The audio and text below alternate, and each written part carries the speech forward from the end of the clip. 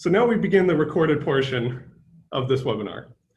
So to recap, we have a lean culture here at UCSD, and we're all interested in sharing data, but sometimes we can't because of the lack of veracity involved around that data. We aren't sure if it can be trusted. We aren't sure if we can share it in a way that provides context or nuance or explanation. Other people might draw different assumptions from it than the assumptions we have drawn for ourselves. So in order to help overcome that, we need a standardized tool. We need a standardized approach to capture some of the data that is available. So one main problem with data that we currently capture is that it's hard to find. So data does exist. We have a number of systems that are tracking workflows, that are tracking our processes. But oftentimes, we're trying to get a little bit deeper into it. So think of a problem where we're trying to evaluate a return on investment for pre and post implementation of a system. Or we are trying to assess impact. What are the FTE hours saved? What is the improvement on cycle times outside of systems that don't exist? The reasons for these problems are because in the cases of systems and reporting, the cycle times often exist, but not all the time. Process times rarely exist. And by process time, we mean touch time, hands-on time. The administrative personnel or somebody is working on the process themselves, dedicating their time to it and shepherding it towards a successful outcome. Another reason process times don't exist is because not every change event has a Kaizen. And a Kaizen event, if you're not familiar with it, involves value stream mapping, interviewing of subject matter experts. And in these events, as we've seen them practice on campus, we at least have a low veracity, but available source of data, the subject matter experts themselves.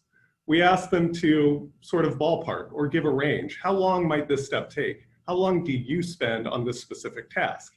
And while not perfect, it is available and we do utilize it here on campus. If we ever wanted to get deeper into that, however, we'd have to do something such as direct observation or some sort of recording of the process that would have to be synthesized later. The problem with that is most units, as they work on their own processes, don't necessarily have the capacity or resources to dedicate for direct observation. While that is the best way to approach it, is having somebody standing by tracking as somebody else is doing the work, it's not always feasible. So what can we do? Well, we can utilize existing lean tools. A common tool is called the Operator Worksheet, and that's what it's most commonly referred to, but it can also be called the Process Observation Form, which is what I typically refer to it as.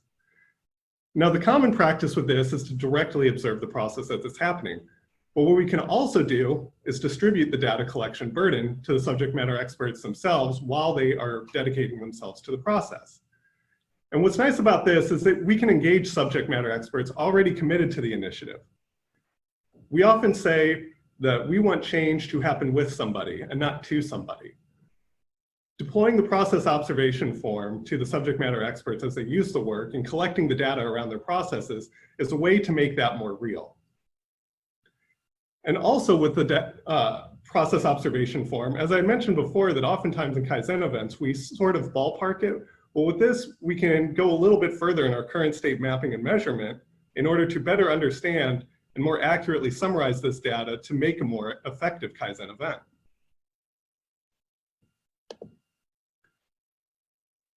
And I'm trying to advance the slide. Here we go.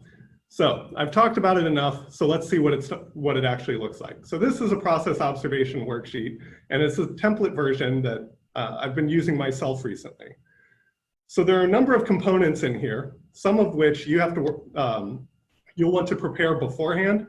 Some of it will be captured by the subject matter expert, and then some that will be summarized and synthesized by the project owner or the current state measurement person or data collector after the fact. We'll go little by little looking at certain parts of this process observation worksheet. One moment, the slide seems to be frozen. One moment. All right, let's go back to share here. Apologies for the issues.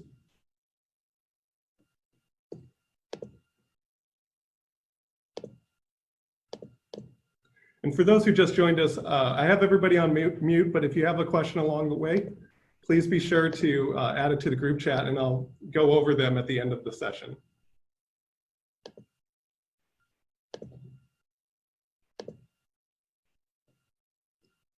All right. So part of this involves the who.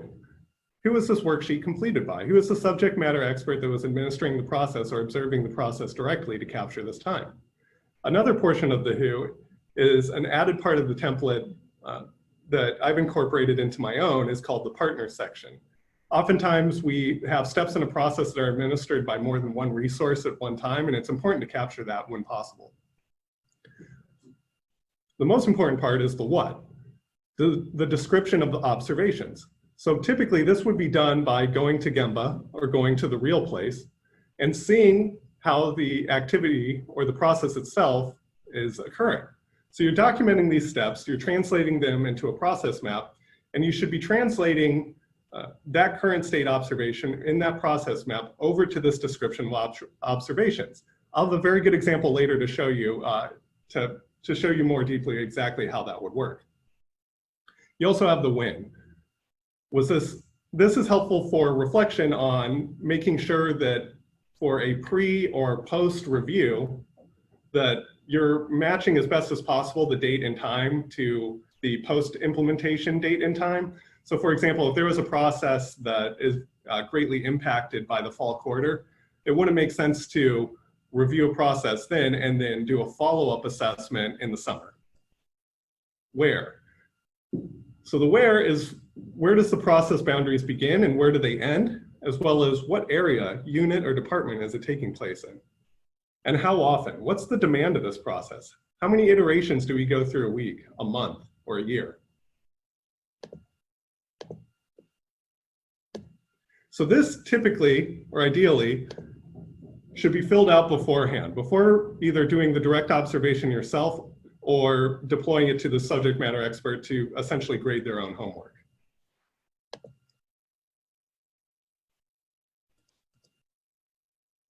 They would be filling out this area, the process times. As you can see, in each step of the description of observation, there's a start time and there is a cycle time. You can either do start time and end time, which is typically a little bit easier for somebody to handle. So if you actually ever deploy this, I would do a find and replace of cycle time and replace it with end time. So for each step that's actually occurring, the subject matter expert themselves would be writing when did they start this task and when did it end. There's also the number of observations. How many times did this step occur? Were they able to fill out this complete sheet and get 10 direct observations? Or maybe it's a low iterative process and they could only get 3 or 4. So if we're getting the process time, what we'd also be interested in finding is the wait time. And they don't necessarily have to capture this directly. Assuming the steps in the process are happening subsequently, then the deltas between the start times are going to inform what the wait time is between steps. So start time number 2 minus the start time of number 1 is going to be your complete cycle time. If you remove the process time from that, you're going to come up with a wait time. And then you total all of that there at the bottom into total wait times.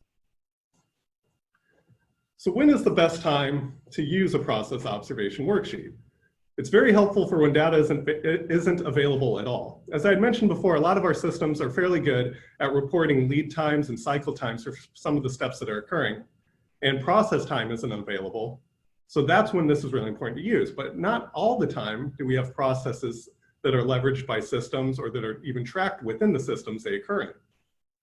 It's helpful when those cycle times are captured and through automated timestamps perhaps, but what's going on in between those moments?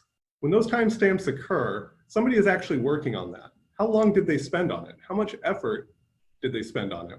Was there a lot of variation or is it a pretty standard process? You also do this when the data that you maybe have can't be trusted. Are you sure where you got it from? Are you sure it's veracious? Are you sure that it's repeatable in the way that it was captured?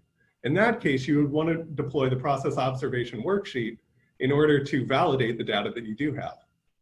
Another important time is when data is blended and not easily stratified. So an example of that, as mentioned before, is with automated timestamps. assuming that there are multiple steps within a process lying beneath or in between two separate timestamps, and that means that it's blended. It means that an improvement to one step within between those timestamps is making an improvement. We don't know if it's impacting the other two steps on either side of it, if that helps make sense.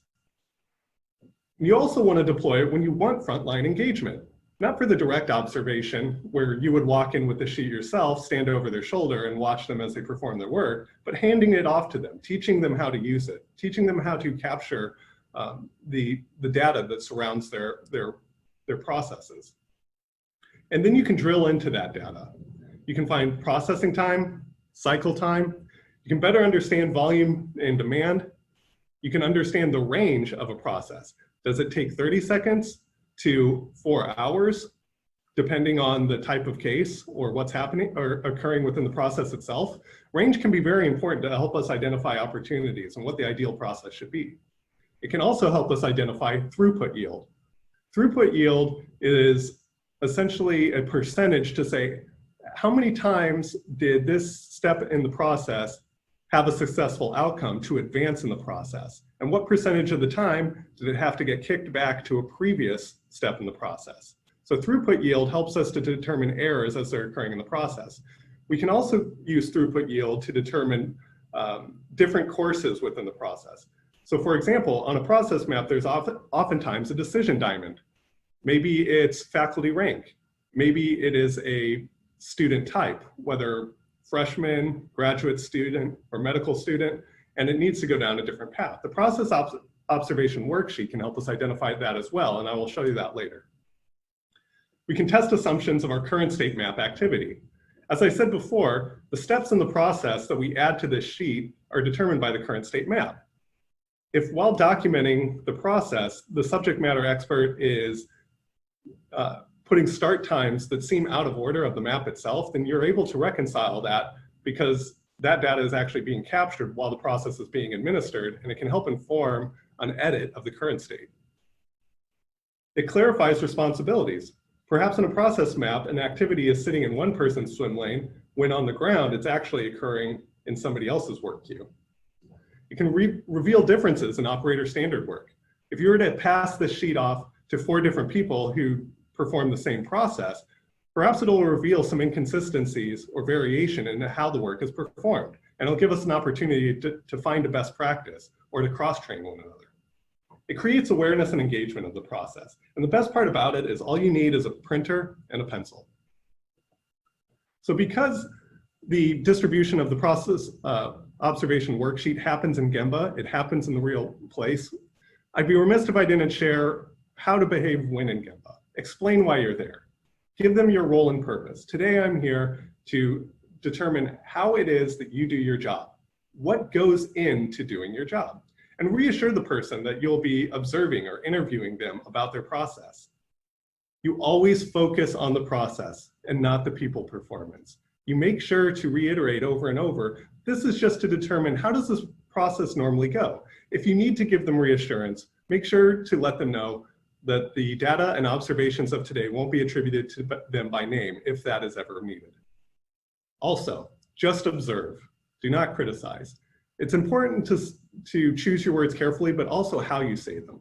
Imagine a scenario where you're watching somebody perform a process and you say, why do you do it that way? There's a connotation to that, and it can be disrespectful if we're not careful about the ways that we say it. If we're not going to do direct observation, we want to make sure that we're respectful so that they feel that they're a part of this project together and that they'll be more inclined to help you with the data capture should it need to be distributed to them. At the end of the process observation, make sure to save 5 or 10 minutes to discuss how the worksheet works, just as I did at the beginning of this presentation, going over the components of the worksheet and how they enter the data. So we have an exercise here, and it should take about 5 minutes. I'm going to take a look at the chat just to make sure if there are any questions before we begin. But this exercise won't be necessarily about filling out a process observation worksheet right now. Think of it as if you were observing a process, as if you were there to do current state documentation.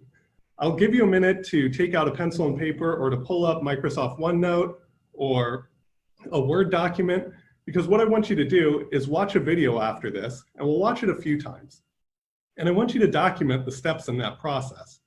This is step one in preparing an excellent process observation worksheet. I will give you a moment while you do that. So far, no questions. Great. So we're going to watch this, this process 3 times. It's a share screen of, if you're familiar with it, I found it on YouTube. It's, if you're familiar with the Square app, it's basically a software, point of sale app, as well as hardware for small businesses in order to track sales and make receipts. If you're familiar with that, it's just going to be a screen share of that app. And the reason I chose an app screen share is a lot of our processes are administered in systems, and because this is very apropos to the enterprise system renewal initiatives that are going on all over campus, I thought it would be most useful to observe an electronic process versus a physical one. So hopefully by now you have a pencil or paper ready, or some way to take notes.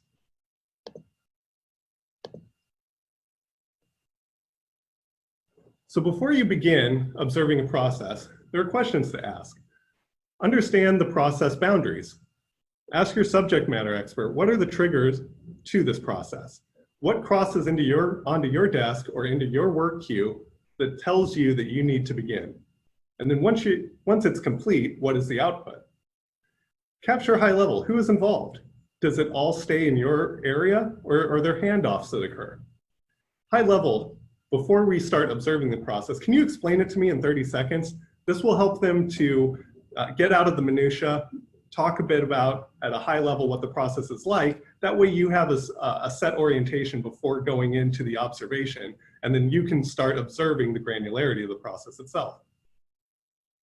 So we're going to watch this video 3 times, as I mentioned. The first time, listen and observe. Don't write anything yet. Then we'll go again. At that time, you can begin documenting. Sound good? Great. To send an invoice from your mobile device via the Square app or your Square dashboard, simply select Invoices from the navigation panel. Then, create Invoice. Add your customer's name and email address. If you already have customers stored on your phone or Square's customer directory, you can simply choose from your existing list of clients and tap Add to Invoice. Next, add item and select an item from your item library. Adjust the quantity. Add invoice details, or even add a customized message like this. Now you can preview the invoice to see how it'll show up for your client. From your Square dashboard, you can customize the look by changing the color and logo at any time in Accounts and Settings. Want to make a change? No problem. Simply navigate back to the invoice to make updates. Once you're all set, just tap Send. You can easily track the status of your invoice. So that went from an invoice being prepared to an invoice being sent. We're going to watch it again. Hopefully you have a pretty good orientation now of what the process is like, and you can start trying to key yourself in to the steps that are occurring. I'm going to start the video over and play it again. As best you can, try to document the steps and order of activity. Are you all ready? Great. To send an invoice from your mobile device via the Square app or your Square dashboard, simply select Invoices from the navigation panel. Then, create Invoice. Add your customer's name and email address. If you already have customers stored on your phone or Square's customer directory, you can simply choose from your existing list of clients and tap Add to Invoice. Next, add item and select an item from your item library. Adjust the quantity. Add invoice details, or even add a customized message like this. Now you can preview the invoice to see how it'll show up for your client. From your Square dashboard, You can customize the look by changing the color and logo at any time in Accounts and Settings. Want to make a change? No problem. Simply navigate back to the invoice to make updates. Once you're all set, just tap Send. You can easily track the status of your invoice. Excellent. Now, one last time. Hopefully you have a pretty good list of where the process steps are occurring. Maybe you think you missed something. So we're going to watch it one more time and so you can finalize your list. We're going to compare notes afterwards. To send an invoice from your mobile device via the Square app or your Square dashboard, simply select Invoices from the navigation panel. Then, create invoice. Add your customer's name and email address. If you already have customers stored on your phone or Square's customer directory, you can simply choose from your existing list of clients and tap Add to Invoice. Next, add item and select an item from your item library. Adjust the quantity. Add invoice details, or even add a customized message like this. Now you can preview the invoice to see how it'll show up for your client. From your Square dashboard, you can customize the look by changing the color and logo at any time in Accounts and Settings. Want to make a change? No problem. Simply navigate back to the invoice to make updates. Once you're all set, just tap Send. You can easily track the status of your invoice. All right. So I'm going to stop the share for a moment. I'm going to take a look in the comments. Does anyone want to potentially share their list that they have if they were copying in a Word document? What was the first step in the process?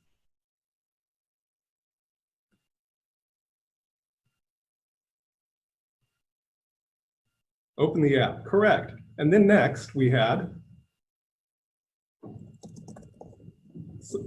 select invoice, create an invoice. That's right. So they went to the tab and they selected create invoice. So it sounds like we have a pretty good sense of what's going on. Was there anything unique that somebody captured along the way? Perhaps a process variation.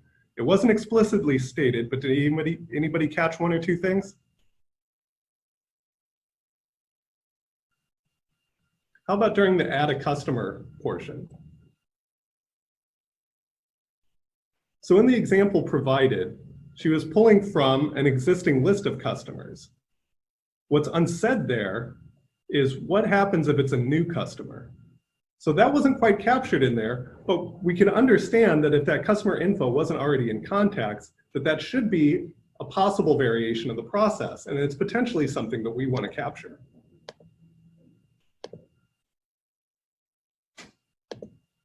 So there's a lot of different ways that we could have documented this process. It could have been very granular, such as this: opening and selecting invoices, click create invoices, preview the invoice, customize the invoice. Or what if we wanted to cluster it at a high level, knowing that steps 1, 2, 3, 4, and 5 all happen at the exact same time? Do we want to clump those together into a single process activity? Do we want to keep it high level, such as create an existing customer invoice, create a new customer invoice, and then another activity, edit the invoice? Or we can keep the granular activity. We could also add exemptions. So in step 3, it says the enter customer name and address. But in that example, it was from an existing one. Do we want to create a new customer record instead? We also see that there was the possibility of having to potentially edit the invoice after previewing it. So maybe that is something that we want to add as an exception or alternative step within the process.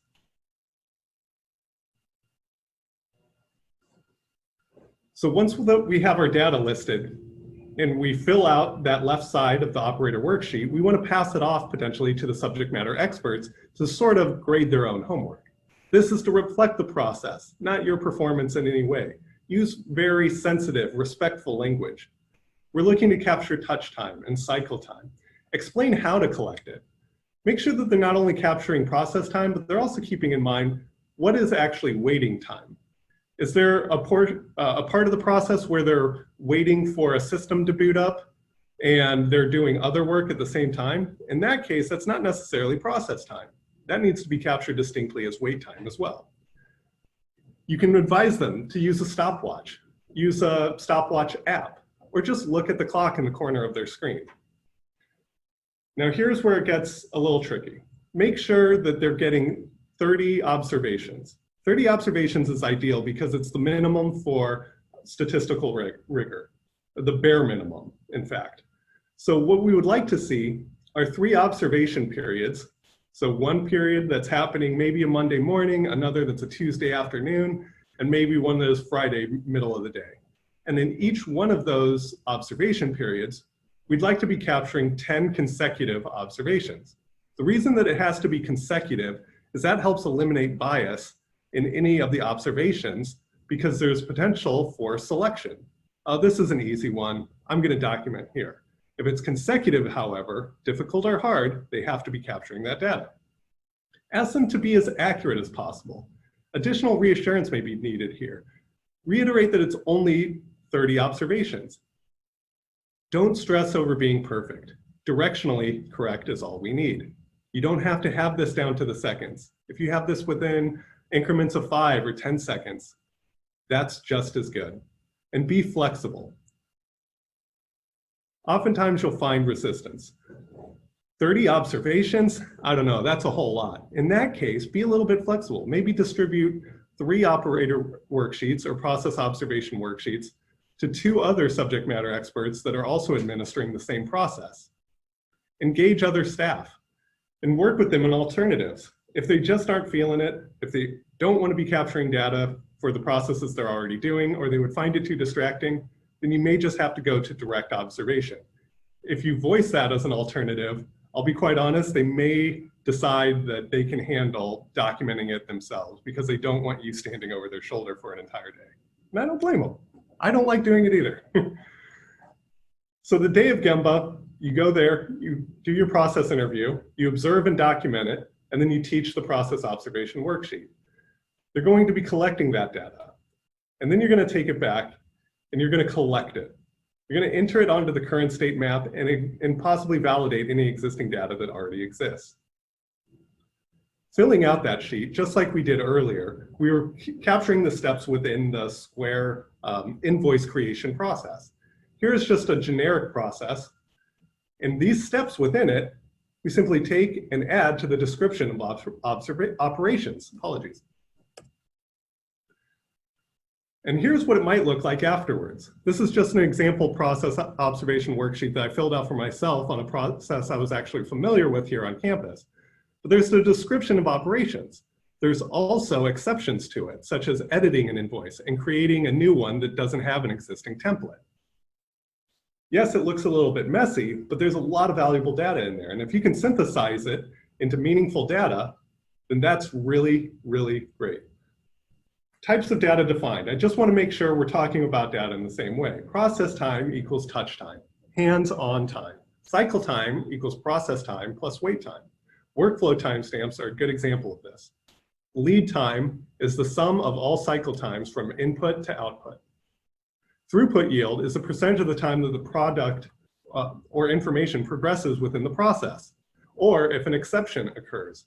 So decision diamonds on the current state map are typically where you would find opportunities to capture throughput yield. That same example I showed you earlier, here's how you look at it. There were 7 observations that occurred. And in one of those observations, an editing of the invoice had to take place, as you can see in observation number 1, if you go down that line. In observation number 6, a new invoice template had to be created because an existing one didn't happen. Assuming more observations occur and this sort of distribution remains intact, we'd be able to determine the throughput yield. If there were only 7 observations and one of them required a revision, we would know that 14.3% of the time a revision was required. An invoice was needed 14.3% of the time. As you can see there, I have the no and yeses flipped, and I apologize for that. At the bottom of the page, you'll see in yellow, total time for one observation. If they're tracking the time in between, or you're calculating it after the fact between the end time of each step and the start time of the following step, then you can ascertain what the wait time is. And you subtract it from the total time of one observation to give you your processing time. You can also find most frequent cycle times for one step. So yeah, it looks messy, but if you synthesize it in the appropriate way, it can look much more elegant, such as this. We understand the average process metrics, average process time range, average lead time, the lead time range, average daily volume and throughput yield. We can also get granular at the step data. 21 seconds of process time happens in step 1. If an edit ever has to occur, 2.0A through C, we add together, we say that when an edit has to occur, that costs 52 seconds of processing time. And if a custom invoice ever has to be created, that adds nearly 8 minutes of processing time. So some final thoughts. I'll reiterate to be flexible. The whole goal of this is not to be perfect. And if the subject matter experts, or even yourself as a direct observer, believes that perfection is required, it's going to cause a lot of unnecessary anxiety. Be flexible. Can they capture this at a different date? Can this be captured at a different time if they're feeling overwhelmed? Sure. They may say start and end times, really? If that's the case, you can be flexible again and say, okay, maybe you don't have to capture the start time and the end time, but can you just keep track of how many seconds it occurs and just write that seconds and the cycle time? If you can't get me the start times, that's fine too. I'll figure out another way to get it perhaps. When you're documenting a process, go over what the happy process is. The way to describe this is, forget the exemptions, forget the yeah, buts, or maybes, or some of the times. How should this process go? Assuming you have what you need when you need it and you can progress the process, tell me how that goes, and then we'll review the exemptions. This will save you time. You may have to observe yourself, and you may have to go over these steps yourself as well. Another best practice is to leave blank spaces. So these descriptions of operations, if you can leave an available space in between, that'll give your subject matter expert time to add in a step that was perhaps missed during a direct observation or that wasn't captured in the current state.